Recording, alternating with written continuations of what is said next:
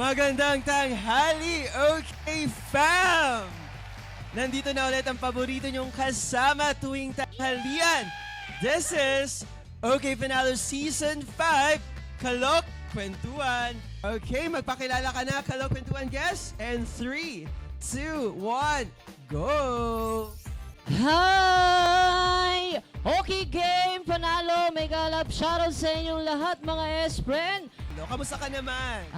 Yeah, it's a privilege to hear. Yes, I know, kamusta? Napapa-English ako sa'yo ha. Pwede Tagalog na to. Alam mo, Saburo,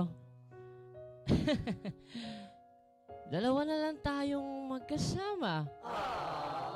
Iniwan na nila tayo. Pero huwag kang mag-alala, Saburo. Dahil hinding-hindi tayo maghihiwalay.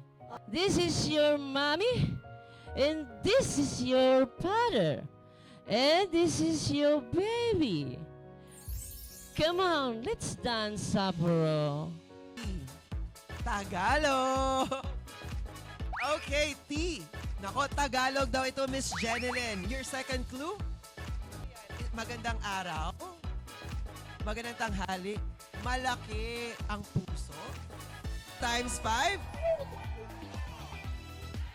Nako, bumalik. Ng bagong bola. Sige, ayusin mo. Sige, damihan mo pa. Pwede mo hawakan ang ating fishbone ball. Okay lang.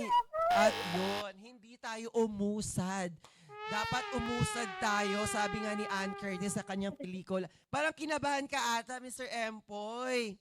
Empoy, kamusta naman yung experience mo sa ating OK Panalo Season 5? Yes, ayan, so nakakakaba. This is my first time, pero ayun, so natuwa ako, nag-enjoy ako dahil halos lahat ng ibang games ay nandito na sa isang programa. Ayun, sama-sama na. Dito na nagtatapos ang panibago niyong kakwentuhan tuwing tanghalian. Maraming salamat sa pagsama sa amin, OK Fam. This is OK Panalo Season 5, Kalok Kwentuhan. Kaloka sa saya, kaloka sa panalo.